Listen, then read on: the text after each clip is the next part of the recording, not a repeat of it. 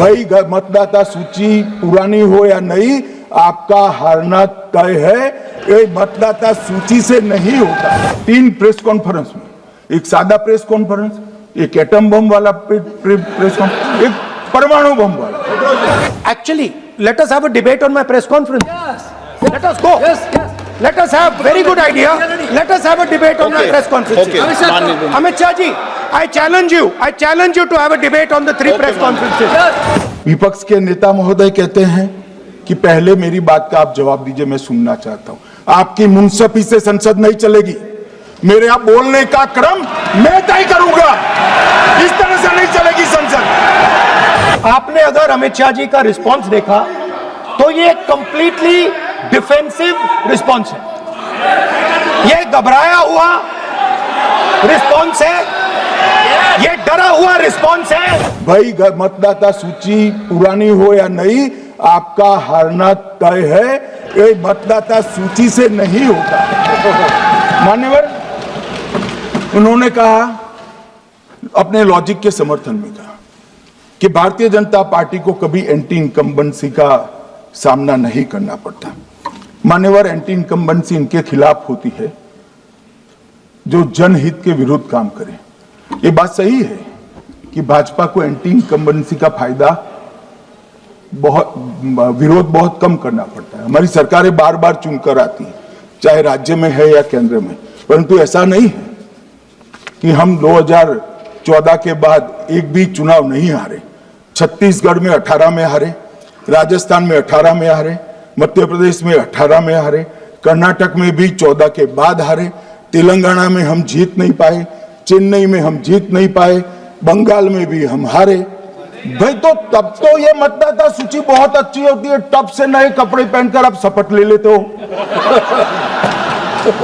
उस वक्त मतदाता सूची का विरोध नहीं करते हो, और जब मुंह की पटखनी पड़ती है बिहार की तरह, तब मतदाता सूची का विरोध करते हो। माननीय मेरे दोहरे मापदंड नहीं चलेंगे लोकतंत्र में।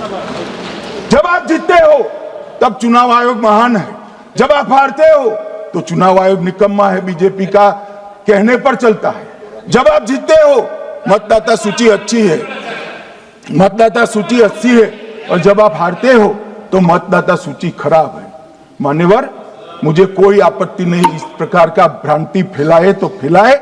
मेरा दायित्व है कि इस देश की जनता को एक ड्यूअल स्टैंडर्ड की जानकारी देना, जो मैं आज इस सदन में खड़े होकर दे रहा हूं। मान्यवर, आगे पर भी मैं इस विषय को कहूंगा, और ढेर सारे आरोपों के मेरे पास जवाब है। जो 3 प्रेस कॉन्फ्रेंस में, एक सादा प्रेस कॉन्फ्रेंस, एक एटम बम वाला प्रेस कॉन्फ्रेंस, एक परमाणु बम वाला, ये तीनों में क्या हुआ, इसके सारे जवाब मेरे पास है। मान्यवर, अब ये कहते हैं कि 2-2 जगह है, 2-2 जगह मतदाता है। मान्यवर, किन किन लोगों के 2-2 जगह मतदाता में, इसमें जिनके नाम 2 जगह रजिस्टर्ड है उसका दोष नहीं निकालता मैं, क्योंकि एक जगह से कोई व्यक्ति दूसरी जगह गई तो 2010 के बाद इसको डिलीट करने का अधिकार आरओ के पास से ले लिया गया। इसके कारण ये विसंगतियां खड़ी हुई है। किसके हैं? श्री प्रशांत किशोर जी के 2 जगह मतदाता है, पवन खेरा जी का भी है, तेजस्वी यादव का स्वयं का है, टी सिद्दीकी एनआईसी केरल के नेता का है, मान्यवर संजय सिंह आप पार्टी के नेता के हैं, एक किशोरी पेडनेकर यूबीटी शिवसेना के हैं, इनका भी है। मान्यवर, सामान्य गलतियां हैं, क्योंकि एक नियम आ गया, जिसका वोट काटने का जिसका अधिकार है उसको रोक लिया गया, तो आरओ वोट काट नहीं सकता था, इसलिए 2 जगह रह गए। अब वो ही एक गहन पुनर्निरीक्षण से सुधरना है, मगर आप गहन पुनर्निरीक्षण को वोट चोरी कह रहे हो। मान्यवर, वोट चोरी किसको कहते हैं वो मैं बताना चाहता हूं, और हमारे यहां कुछ परिवार ऐसे हैं जो पुश्ते नहीं वोट चोरी करते हैं। अच्छा, बोलिए आप। हाँ, बोले आप, बोले।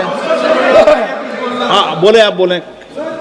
स्पीकर सर, मेरा कल एक सवाल था, जो हिंदुस्तान के इतिहास में पहली बार डिसीजन लिया गया कि इलेक्शन कमीशन को, इलेक्शन कमिश्नर्स को फुल हाँ नहीं नहीं, फुल इम्यूनिटी दी जाएगी। ठीक है, ये है ना, इसका जवाब भी दें। इसका पीछ मैं खत्म नहीं किया सर। इसके पीछे जो थिंकिंग थी वो हमें सबसे पहले बताएं। ठीक है। दूसरी बात, नहीं, हरियाणा की जहां इनने बात की, इन्होंने एक उदाहरण लिया, वहां पर अनेक उदाहरण है। नहीं, वो भी आपने दिया था ना, 19 वो भी आपने दिया था, इसलिए दिया वो भी। 19 लाख वहां के फेक लोग, वो उदाहरण आपने दिया था, इसलिए उसका जवाब दिया। और ये भी हमें बता दीजिए, actually let us have a debate on my press conference. Let us go. Let us have very good idea. Let us have a debate on my press conference. Okay. Amit Shah ji, I challenge you to have a debate on the 3 press conferences. Please. ठीक है, बैठ जाइए, please बैठ जाइए। माननीय, please माननीय, आपने बात करी, प्लीज।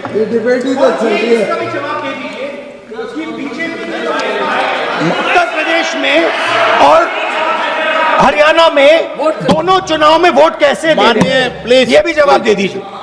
माननीय गृह मंत्री जी। मान्यवर, पहली बात मैं स्पष्ट करना चाहता हूं, मैं 30 साल से विधानसभा और संसद में जनप्रतिनिधि के रूप में चुनकर आता हूं। मुझे लंबा अनुभव है संसदीय प्रणाली का। विपक्ष के नेता महोदय कहते हैं कि पहले मेरी बात का आप जवाब दीजिए, मैं सुनना चाहता हूं। आपकी मुंसफी से संसद नहीं चलेगी। मेरे यहां बोलने का क्रम मैं तय करूंगा, इस तरह से नहीं चलेगी संसद।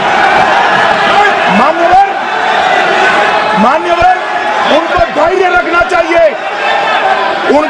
रखना चाहिए, मेरा जवाब सुनने का। इनकी एक बात का जवाब मैं दूंगा, मगर मेरे भाषण का क्रम वो तय नहीं कर सकते, मैं करूंगा, क्योंकि मैं बोल रहा हूं।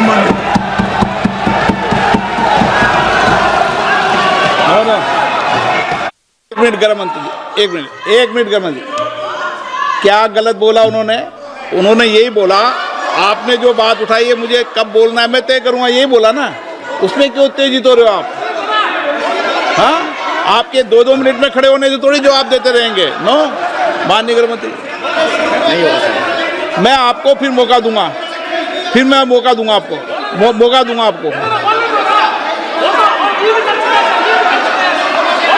हाँ बोलिए, बोलिए सर, ये बोलिए। आपने अगर अमित शाह जी का रिस्पांस देखा तो ये कंप्लीटली डिफेंसिव रिस्पांस है।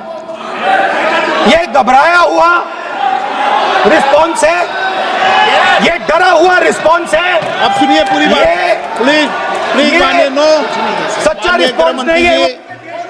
माननीय गृह मंत्री जी, मान्यवर, आपके चेहरे पर बैठो।